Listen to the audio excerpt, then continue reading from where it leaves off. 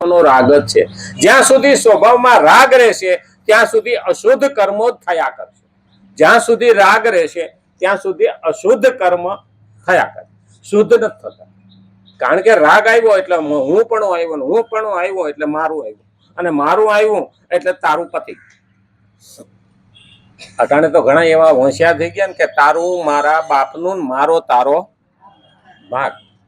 તારું મારા બાપનું પોતાનું ન આપે, આમાં વાળાનું કે તારું મારા બાપનું અને મારો તારો ભાગ, એમાંથી પાછું અડધું આપ.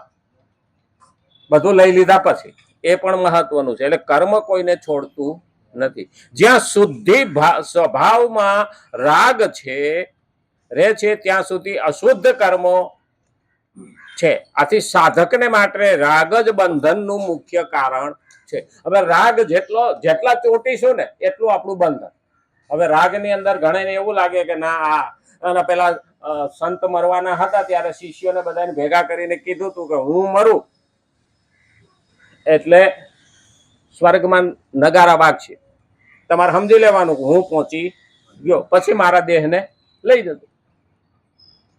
તે ટાઈમ આપો, બધું આપ્યું. તપસ્વી હોય તો બધું થાય. ટાઈમ આપ્યો કે આટલા વાગે હું જવાનો છું, અને પછી નગારા વાગે પછી મારા દેહને અગ્નિદાહ આપજો.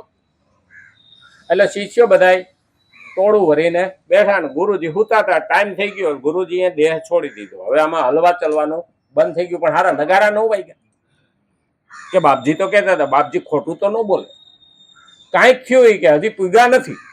જ્યાં પૂગે પછી નગારા વાગે ને. હવે બધા શિષ્યો એકબીજાને મોઢા સામે જોવે કે હાડું આને આખી રાતે આપણે આખો દાડો બેહી તો રહેવું ને, આ ગુરુનું કરશું હું. હવે 10 વાગ્યાનું કહ્યું હતું, હા બપોર થયો, હજી કે નગારા વાગ્યા નહીં. એટલે એક શિષ્ય હતો ને, બહુ હોશિયાર હતો. એને કીધું બાપજી અહીંયા હુતા છે ને, એની લાશને હટાડો, હું ત્યાં હું. હવે ત્યાં હૂતો ને એટલે બોયડી હેઠે હુતા હતા. ઉપર જોયું તો સરસ તબા જેવું બોર હતું. બાપાનો રાગ, બાપજીનો રાગ એમાં ઘૂસી ગયો બોરમાં. ક્યાં? અરે કે ગુરુજીનો જીવ તો ન્યા ભરાણો. હે કે હા, એક શિષ્ય કીધું ઉપર છે. ઉપર ગયો એ કે ત્યાં બોર છે આવું મોટું સરસ મજાનું, એ લાય. લોયું ને તો અંદરથી ઈયળ હતી. એને જેવી મારીને ઉપર નગારા વાગ્યા. બાપજી મરતા મરતા જીવ આમાં ઘરી ગયો. આપણે ધ્યાન રાખવાનું, જો બાપજી નો ઘેરો હોય તો આપણો નો ઘરે. હા, આપણે ક્યાંક મરતા મરતા જો જીવ ઘુસાડ્યો ને, રાગ અમારી કૈલી હજી આવી નથી.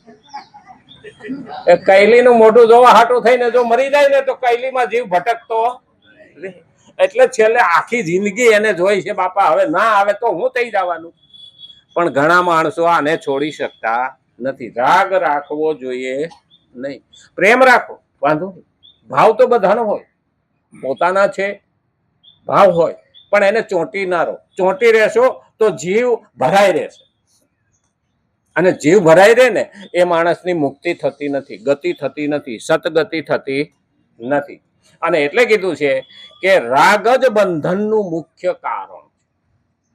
રાગ માનેલા અહમમાં રહે છે, અને તે મન, બુદ્ધિ, ઇન્દ્રિય તેમજ ઇન્દ્રિયોના વિષયોમાં દેખાઈ આવે છે. અહમ 2 પ્રકારના છે. પેલો રાગ માનેલા અહમમાં રહે છે. માનેલો અહમ એટલે હું. રાગ શેમાં રહે? હું કરું એમાં રહે. માનેલા અહમમાં રહે, અને તે મન, બુદ્ધિ ને ઇન્દ્રિયો તેમજ ઇન્દ્રિયોના વિષયોમાં દેખાઈ આવે છે. હવે મન, બુદ્ધિ, ઇન્દ્રિયો, ઇન્દ્રિયોમાં 5 જ્ઞાનેન્દ્રિય, 5 કર્મેન્દ્રિય.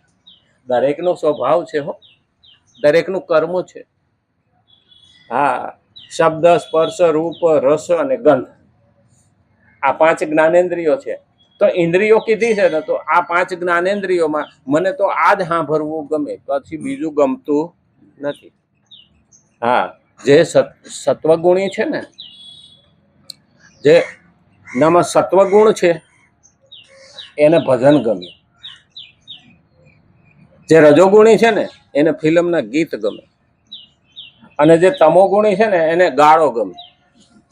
એ ગાળો બોલે નહીં, ગાળો સાંભળે નહીં ત્યાં સુધી એને ખાધેલું હજમ નો. એટલે આ તમોગુણ, રજોગુણ ને સત્વગુણ, આ ત્રણેયના પ્રકાર છે. તો અહીંયા પેલું કીધું કે રાગ માનેલા અહમમાં રહે છે, અને તે મન, મનને બગાડે, દોડે. બુદ્ધિ, હવે મન બગડ્યું એટલે બુદ્ધિ પણ બગડવાની છે. કારણ કે બુદ્ધિ એ મનની લગામ છે, પણ અત્યારે ઊંધું થઈ ગયું છે. બુદ્ધિને લગામ કરી છે, મન પોતે રાજા થઈ ગયું છે. એટલે મન કે ને એમ આપણે કરીએ છીએ. મન કહેતે હે પિંજરે મેં ન ડાલો, પણ મન આપણને સમજવા દેતું નથી. અને બુદ્ધિ પણ સ્વાર્થી છે. બુદ્ધિ છે ને પહેલી ગણતરી માંડે. એટલે કીધું ભક્તિ કરવી ને તો દિલથી કરવી, દિમાગથી નહીં. અને ધર્મનું અનુસરણ કરવું ને તો દિમાગથી કરવું, દિલથી નહીં. આવા બે વસ્તુ સમજવા દેવી છે. ભક્તિ કરવી ને તો દિલથી કરવી. આ બેનો છે ને એ સંસાર જ દિલથી કરે, દિમાગથી ન કરે. અને પુરુષો છે ને એ દિમાગથી કરે. આટલા બેયને પતિ પત્નીને ખરેખર હાલે છે ને બેયને ભળે એનું કારણ જ આ છે કે બેનો દિમાગ નો હાકે ને ભાઈઓ દિલ નો હાકે. હવે બેયને 1 ફૂટ 1.5 ફૂટનું તો અંતર છે ને, આનું નાનું. તો ઘણાને એવું લાગે કે આ હાસું છે. હા હાસું છે. જેથી બેનો દિમાગથી વિચારવા માંડે ને તેથી લોઢા તણખા જ ધરે. હા, બેનો દિમાગથી જેથી વિચારવા માંડે ને એનું ઘર હાલે નહીં. અને બેનો દિમાગથી વિચારે ને તો છોકરાને પણ ઉછેરીને મોટા કરે નહીં. એ દિલથી જ વિચારે, દિલથી જ માને. અને ભક્તિ કરવી હોય ને તો દિલથી થાય. શા માટે? આપણે બુદ્ધિ છે ને અનેક પ્રકારના પેલા સંકેતો ઉભા કરે, શંકાઓ ઉભા કરે. હા, ભાગવતમાં આવે છે ભગવાને 1 આંગળીએ ગોવર્ધન ઉપાડ્યો. હવે આવું કઈ હોતું હશે કે? તો પછી કંસને તે 1 ઢીકો માર્યો હોત તો મરી ન ગયો હોત કે? આ બુદ્ધિ શંકા ઊભી કરે. પણ દિલથી સાંભળીએ તો ભક્તિ થાય કે ન થાય? એટલે કીધું દિલ વિના ભાવ ઉત્પન્ન થતો નથી ને ભાવ વિના ભક્તિ થતી નથી. તો રાગ માનેલા અહમમાં રહે છે અને તે મનને બગાડે. બુદ્ધિ અને ઇન્દ્રિયો, ઇન્દ્રિયોના વિષયો છે. જીભના ચટાકા આપણને નડે એટલે મરતી વખતે એ ખાવાનું વધારે યાદ આવે એટલે આપણો જીવ એમાં જાય. ઇન્દ્રિયો ખાસ મહત્વની છે. અમારે એક દાદા હતા ને કુટુંબમાં, 99 વર્ષની ઉંમરના હતા. ખેતરથી આવ્યા, એને શીરો બહુ વાલો. એટલે બપોર વસાર આવ્યો ને તેને ઘરવાળીને કે થોડોક શીરો કરી દે ને, કે ખેતરથી આવ્યો છો થોડોક ખાઈ લો. 99 વર્ષની ઉંમર હતી. એટલે અમારા માજી હતા ને એ શીરો કરવા ગયા. શીરો કરીને આવ્યા ને પડખું ફર્યા, લ્યો એ કે શીરો ગરમ ગરમ ખાઈ લ્યો. હું ખાઈ લે, રામ રમી ગયો. અરે માજી પછી બેઠા બેઠા શું કે, અમારે એને શીરો બહુ વાલો, હું શીરો કરવા ગઈ એટલી વારમાં વયા ગયા. પછી 12મા દાડે આખા અમારા જેટલા હગાવાલા આવ્યા ને બધાને શીરો ખવડાવ્યો.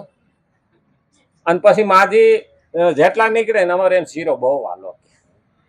એને શીરો હું કરવા ગઈ ને ત્યાં વયા ગયા. 1 મહિના સુધી બધાને સાપ આવ્યો. જેટલા નીકળે ને એટલે અહીંયા આવી કે તાર દાદા જતા રહ્યા કે શીરો ખાધા વિના જતા રહ્યા. એને શીરો યાદ કર્યો. 30 દાડા છે માજી જતા. પતિને કેવો પ્રેમ કરતા. અટાણે તો કે હા ડોહો ગયો માથે કોઈ ગઈ કે 20 વર્ષ વધારે. બધા માટે એવું નથી હો. હા, એ તો શું છે, ઘણા કે એ અમારા એ કુટુંબમાં. પણ આપણે અંતકાળે ક્યારેય છેમાંય જીવ ઘુસાડવો. મને આ બહુ વાલું. અટાણે તો શીરો કોઈ ભાવતો નથી, પકોડી ભાવે. અંતકાળે પકોડી યાદ આવે. પણ એ ધ્યાન રાખવાનું, શેમાંય જીવ ઘુસાડવો નહીં. અને એટલે કીધું કે અહમ 2 પ્રકારના છે. ચેતન દ્વારા જળની સાથે માનેલા સંબંધથી થવા વાળો તાદાત્મ્ય રૂપ અહમ. ચેતન દ્વારા જળની સાથે માનેલા સંબંધ. હવે આ થોડું અઘરું છે સમજવા માટે. ચેતન દ્વારા માનેલા જળની સાથે સંબંધ. હવે જળ એટલે જે ભેગું આવે એમ નથી તે, અને ચેતન એટલે આત્મા. હવે આત્માનો સંબંધ એની હારે જોડીએ, લાકડા હારે તાંબાનો તાર જોડીએ તો પાવર આવે ખરો? ન આવે. બસ આ જ સમજવાનું છે. આ ચેતન છે, અંદર જે આવ્યું છે એ ચેતન છે. તો ચેતનને હારે કોણ આવે? પરમાત્મા. આત્મા અને પરમાત્મા બે જોડી શકાય, કારણ કે બે ચેતન છે. પરમાત્મા પણ જાગે છે અને આત્મા પણ જાગૃત છે. આમાંથી એ જતો રહે તો આ તો પડ્યું રહેવાનું છે ને. આ જળ પછી જળ થઈ ગયું. પછી આપણે એમ કહીએ ને કે ભાઈ એ ગયા પછી રૂવાટું પણ ફરકતું નથી. આ પેલો અહમ. અને બીજો અહમ છે જડ પ્રકૃતિનો ધાતુ રૂપ અહમ મહાભૂતાન્યહંકાર, 13મા અધ્યાયનો 5મો શ્લોક. આ બે અહમ જાણવાના છે. આ તો ટાઈમ થઈ ગયો ને. આવતીકાલે જો રામચંદ્ર ભગવાન કી, કૃષ્ણ કનૈયા લાલ કી, ગજાનંદ ગણપતિ ભગવાન કી. નમઃ પાર્વતી પતિ હર હર મહાદેવ.